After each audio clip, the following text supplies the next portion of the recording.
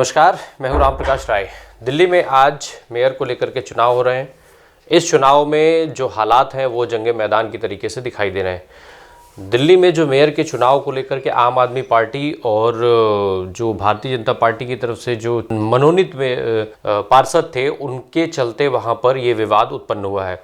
दरअसल अभी 2 दिन पहले ही दिल्ली के जो एलजी हैं वीके सक्सेना, उन्होंने 10 पार्षदों को मनोनीत किया। ये जो मनोनीत पार्षद हैं इनको एल्डरमैन कहा जाता है। अब जब आज मेयर का और डिप्टी मेयर का चुनाव होना था, ऐसे में जब शपथ की बात आई तो हमेशा जो परंपरा रही है उस परंपरा को तोड़ते हुए पहले एल्डरमैन्स को शपथ दिलाए जाने की प्रक्रिया शुरू हो गई। आम आदमी पार्टी की तरफ से इसका पुरजोर विरोध किया गया और विरोध के बाद नौबत जो है वो हाथापाई में बदल गई। हाथापाई इतनी ज़्यादा हुई कि 2 बार के चुने हुए एक पार्षद को ज़बरदस्त रूप से चोटें आई हैं।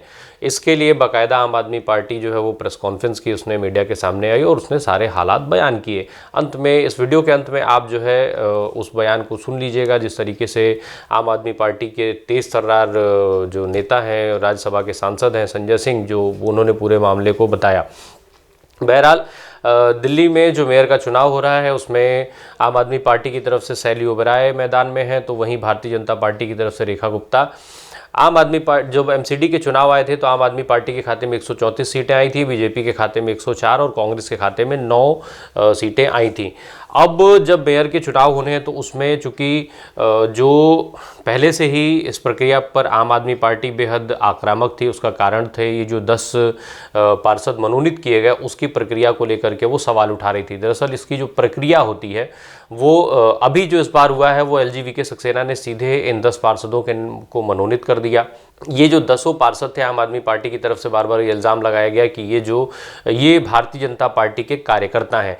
अब इसको मेयर चुनाव को प्रभावित करने की जहां तक बात है तो जो एल्डरमैन होते हैं वो मेयर और डिप्टी मेयर के चुनाव में सीधे वोट नहीं करते हैं, उनके वोटिंग राइट्स नहीं होते हैं, यानी ये सीधे तौर पर इस चुनाव को प्रभावित नहीं कर सकते। लेकिन जो बाकी समितियां होती हैं उसमें वो वोट करते हैं और काम में रुकावट डालने की क्षमता रखते हैं। इसी को लेकर के आम आदमी पार्टी पहले से सवाल उठाती रही है। अब जब ये इसको लेकर के पहले से ही वो एलजी के विरोध में थी और फिर जब आज पहले एल्डरमैन्स को शपथ दिलाई जाने लगी तो फिर वो आम आदमी पार्टी और आक्रामक हो गई।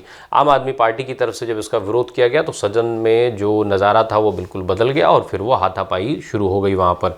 तो ये सारी चीज़ें थी। इन सब के बीच में जो कांग्रेस पार्टी के पार्षद थे उन्होंने वॉकआउट कर दिया। इसको लेकर के भी आम आदमी पार्टी ने कई सारे गंभीर आरोप लगाए हैं।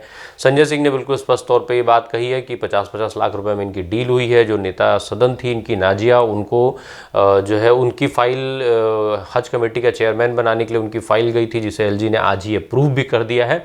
तो उन्होंने कांग्रेस पार्टी के ऊपर इल्ज़ाम लगाते हुए कहा कि कांग्रेस का हाथ जो है वो भाजपा के पूरी तरीके से साथ है। तो ये सारा खेल जो है एमसीडी के इलेक्शन में जो मेयर और डिप्टी मेयर के चुनाव में आज चला था, जो उस वक्त तक जब तक वीडियो रिकॉर्ड हो रहा था तब तक ये सारी घटनाएं जो है वो चल रही थीं। इस पर अभी हालांकि भारतीय जनता पार्टी की तरफ से कोई स्पष्ट प्रतिक्रिया सामने नहीं आ पाई थी उस वक्त तक जिस वक्त हम ये बातचीत आपसे कर रहे थे। तो ये जो एमसीडी में मेयर और डिप्टी मेयर का जो चुनाव है वो चुनाव की सारी उसमें जो है प्रक्रियाओं को पूरी तरीके से दरकिनार करते हुए पहले एल्डरमैन्स को शपथ दिलाए जाने को लेकर के जो विरोध हुआ वो हाथापाई में बदल गया और ये हाथापाई जो है वो धीरे धीरे संघर्ष में बदल गई और संघर्ष बहुत ज़्यादा बढ़ता हुआ दिखने लगा। इसको लेकर के अब कई सारी दिक्कतों का सामना हो रहा है। फिर इसके बाद एक तरफ जहाँ कांग्रेस वॉकआउट करके किनारे बैठी, वहीं दूसरी तरफ उसके ऊपर आरोप लग रहे हैं कि उसने भारतीय जनता पार्टी के साथ डील कर लिया। आप सुनिए वो आरोप जो राज्यसभा सांसद संजय सिंह की तरफ से लगाए गए और साथ ही साथ किस तरीके से अमित शाह जो गृह मंत्री हैं देश के, उनके लिए भी संजय सिंह ने एक चैलेंज छोड़ दिया। चुनाव से पहले वो भारतीय जनता पार्टी जिसको दिल्ली की जनता ने बुरी तरह पराजित कर दिया, वो भारतीय जनता पार्टी जिसके खिलाफ दिल्ली की जनता ने जनादेश दिया, 15 साल के उनके कुशासन को खारिज किया, हराया, वो भारतीय जनता पार्टी खूनी खेल एमसीडी के सदन में कर रही है। और ये मैं क्यों कह रहा हूं, ये हमारे 2 बार के चुने हुए पार्षद हैं, नेता विरोधी दल थे पिछली बार, प्रवीण कुमार जी, ये चुनकर आए हुए हैं। आम आदमी पार्टी के टिकट पे चुन के आए हुए हैं और इनके ऊपर जानलेवा हमला सदन के अंदर किया गया, जहां बीजेपी के 7 सांसद मौजूद हैं, सारे पार्षद मौजूद हैं। इनके ऊपर इस तरीके से इनको लहूलुहान कर दिया गया, इनका खून बहाया गया, इनके कपड़े फाड़ दिए गए। क्या मांग थी इनकी? कि जो एमसीडी की परंपरा हमेशा से रही है, जो चुन के पार्षद आते हैं उनका शपथ पहले कराइए। लेकिन जो चुनाव में हारी हुई बीजेपी है, उसके मन में काला चोर बसा हुआ है।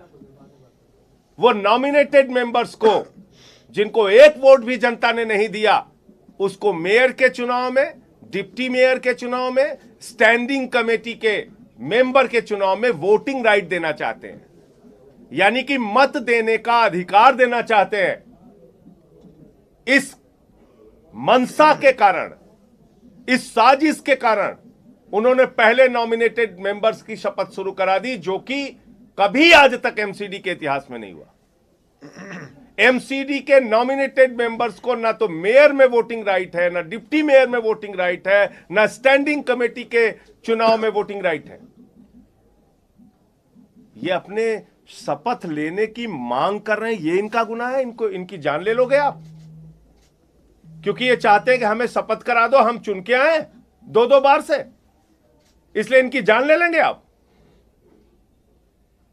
तो मैं चाहूंगा पहले प्रवीण कुमार जी पूरी, और इस पूरे गंदे खेल में कांग्रेस का हाथ बीजेपी के साथ, यहां जितने 9 के 9 पार्षद चुन के आए हैं कांग्रेस पार्टी के, वो सब भारतीय जनता पार्टी की मदद में लग गए हैं वॉकआउट करके।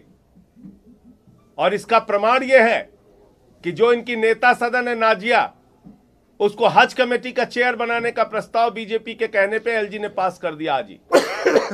उसकी फाइल चल गई। 50-50 लाख रुपए में एक पार्षदों की डील हुई है, 4.5 करोड़ रुपए में डील हुई है। इन सारे सवालों का जवाब देना चाहिए, सामने आके देना चाहिए।